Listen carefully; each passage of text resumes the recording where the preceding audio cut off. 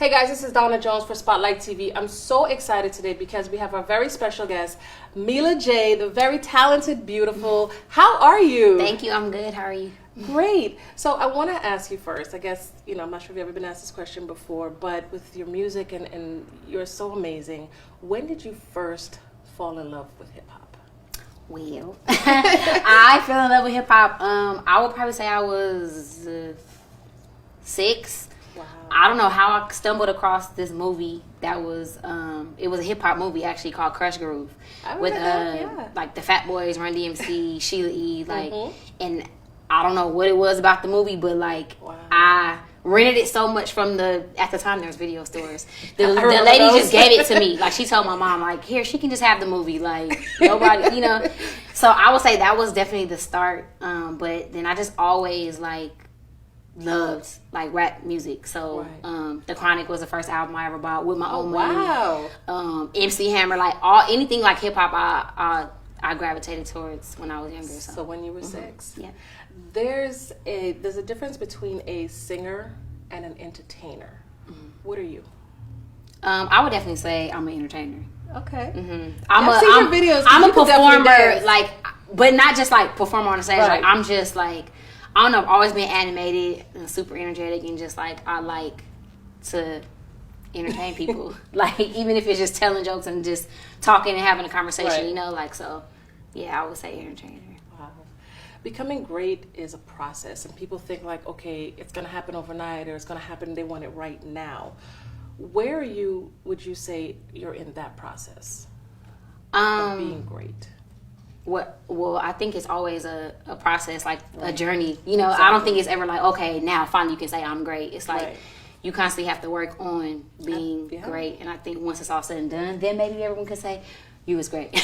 But it's just an ongoing journey, I would say, a process. Because you're never too old to learn new things. So it's always kind of always learning. And improving. Definitely. So let's talk about Mila, made in Los Angeles. That's awesome. Thank you. So that whole project and that process, was there highs and lows with that, or did it just kind of all come together? That actually all just kind of came together. I named it, well, for those who don't know, I'm from Los Angeles. I was born and raised here.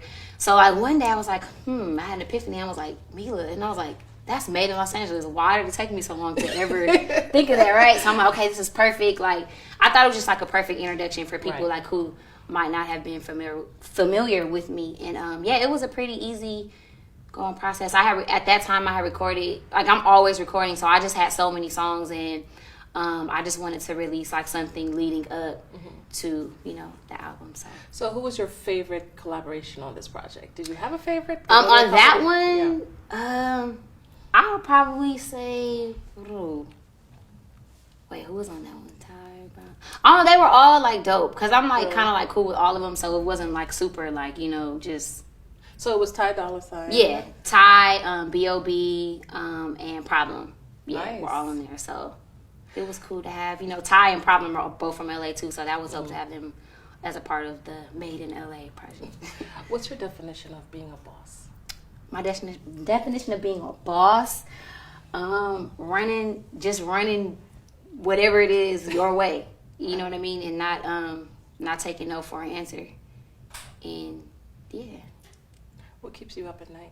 What keeps me up at night? Snapchat. Snapchat. My iPhone keeps me up at night.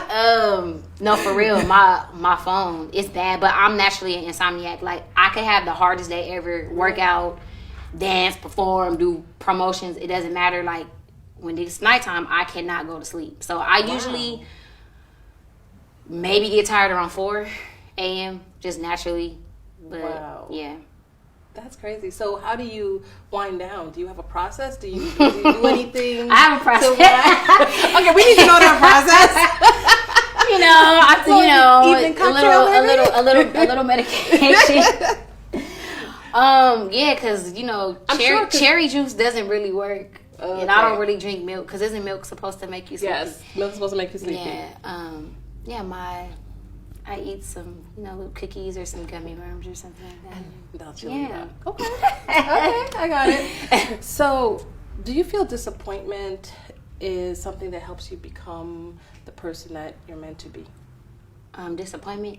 I definitely think it helps because it forms you as a person, and if something doesn't work out, you learn the lesson from it. If you're smart, instead of making the same mistake. Yeah. So I definitely think that it helps build your character. You know what I mean? Especially for this business, because there's gonna be people only see your yeses and your success, but they don't see the million no's that you got. So it definitely helps you for this industry. I would for sure, but that's any industry though. Any rejection or anything like that is just gonna help you be stronger, and you have to be stronger than your average to be in entertainment. Yes, you do. So especially with online, it's everybody can make a comment now. Everybody can basically they can build you up or tear you down. So you just have to be prepared for that. How do you feel social media, speaking of that, has helped your career? Because years ago or 10 years ago, it that wasn't there, right? And now overnight, millions of people can literally see you and have access to you. How does that make you feel? Well, I think there's definitely a lot of pros. Right. I feel like you can reach everyone kind of at the same time. I feel like before your music, it's it will be popping here, but then maybe a year later, then it's you find a fan in Africa or Japan, and it's it took a year to get there. Now it's you upload something and boom, everyone's getting it. So I think that's dope that I feel like it connects the world at the same time, literally. Yeah. So and then for those who, some people like to be away and kind of mysterious, and then other people, for me, I like to interact with fans and just different things. So I think that's what's dope too. It's you can literally everyone's right there. Yep. But like I said, then the bad part is though everybody's right there. So it's yes. You put the wrong outfit on, and it's a million people commenting, and it's for real, that's all y'all see in the picture. It could be the most positive post, you went to feed the homeless, but everybody's why you got them shoes on? It's really that's the only thing you saw. Yeah. So there's pros and cons, but I definitely think in just your reach, you never know who's watching too. So people all the time are how do you get into the business? I'm well, now I honestly, for that reason, it kind of makes it easier because, so many people go online to find new talent. So before, you really had to put in that footwork and be out. And you still should do that, but the internet makes it easier for something to go viral. And then before you know it, you booked, you on Ellen, you on everything. and you it's just blow up from an upload. So definitely. So a lot of people may not know that Janae Echo is your sister. Mm-hmm. How do you guys ever go to either other shows, or how do you support each other? Yeah, all the time. Yeah. I was just at her show, the one she just did the tour with Snoop and Wiz, the High Road tour. So it was fun. Yeah, I went to a couple dates. Oh, nice. What drives you? What drives me? I would just say my passion for creating. That's what I was born kind of into. I would say starting at the age of 5, I was always enrolled in dance classes and just the arts period. And my parents both supported our whole family doing the entertainment, which is rare. Parents usually be no, do something real. Wow. So I would just say that I kind of feel it's all I know. So did your mom when did she find out okay, wait a minute, my daughters can sing? When did that happen? When did she know? Or did it just kind of happen? Who figured this out? That's a good question. Growing up, my dad is a musician, so our whole garage was transformed into a studio, a booth was built, all that. So even though we started off dancing, I don't know, people kind of start asking my mom at the time it was me, my older sister, and this other girl who was kind of our cousin. Mm-hmm. We were always around, and we ended up forming a group, kind of playing around in my dad's studio, just seeing what happens. I think at the time ABC was out, so we were we're the girl version of them, and cute. I was the rapper of the group, and I was a rapper. Wow. So I didn't my mom and my dad knew I could sing, but I was shy about my singing. Okay. And then I would say years later, way after that, besides people who personally knew that I can sing, it was this one producer who he made me sing a part. No, I want to hear what you sound like doing this. And I'm no. He's just try it. And then that was kind of my first time of being oh, okay, this is not that bad, right? Okay. And so then that kind of started. But I don't know when my mom kind of knew. She had to know young, though, because, our favorite toys growing up were, the little Sony recorder where you record stuff. And we were always literally, making our own songs. And oh, that's awesome. Yeah. Wow. So maybe she knew in the womb. Well, you definitely got it, June, so I'm sure. And they always say that you're supposed to keep good people around you. Mm-hmm. Who's the person around you that keeps it 100? Well, his name is Jerome.